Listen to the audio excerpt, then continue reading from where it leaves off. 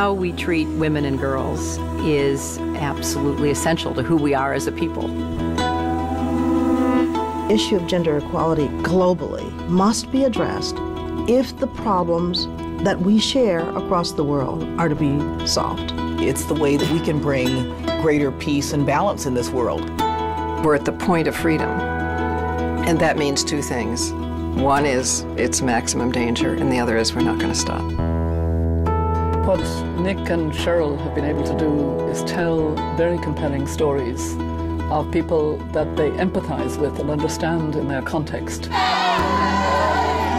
I got an email. I remember like the subject being like Sierra Leone, and I opened that one because I was like, oh, that's interesting. What's that all about? And then it was the invitation to come on board, and I immediately said yes. I love what Nick and Cheryl say in the book, that women are not the problem, they're the solution. When I started reading what Half the Sky is about and what the message is and the story. You are so beautiful and so smart. I know you will be very successful. You can't say no. Maybe I shouldn't ask, but can I ask, did your husband ever hit you?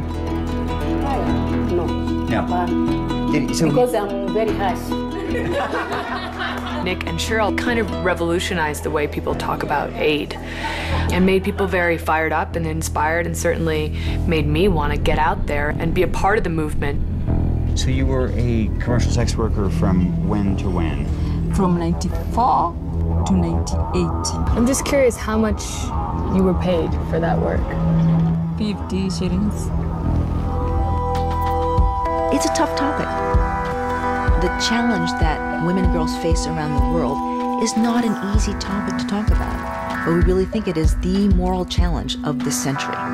Nick and Cheryl are out there talking about this issue, and not just talking about it kind of theoretically, but they have all these stories about actual girls and women that are going through some of these struggles.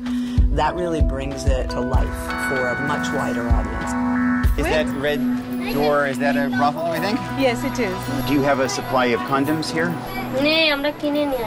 No, they don't have it. They have to buy it and bring it. You have to buy condoms? As long as the victims are poor, rural, female, illiterate, they don't have voice. Don't want to forget that. To be physically present in a place is irreplaceable. Nicholas is right. You have to show up. She's fine. She is fine. Okay. This is like a war map, a strategic map. Where do we need someone to fight the enemy? She doesn't have a radial pulse. Disease, death.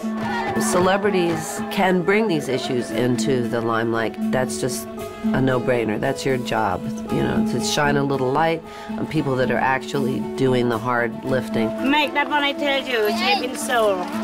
But from a brothel or from a brothel. You can't come up with something more beautiful than a young, innocent girl. And to inflict that experience on that human being is unspeakably cruel. So she have to like 10, 12 plans a day. If she don't want it, they beat her. I want to empower the survivor to stand up and say no. If they want to say no. 3-year-old. It's a 3-year-old girl who has been raped, and she's just come back for follow-up. Yeah. We shouldn't allow the violence that is being inflicted on women to continue. It must stop, because it can't stop, and they need to be part of the solution. Stay safe, okay? Sometimes the problem feels so big that changing one life doesn't feel like enough, but it is. So every person, every corner of this world needs to raise a voice and say this has to stop. This is not rocket science. This is not a problem that is unsolvable, that we have to invent something new. It just takes political will. The rights we want to choose our husbands. We want to own the land. We want to go to school. We don't want to be cut anymore. We want also to make decisions. We want to participate in politics, to be leaders. We want to be equal. The hand that rocks the cradle rules the world. If we are going to see real development in the world, then our best investment is women.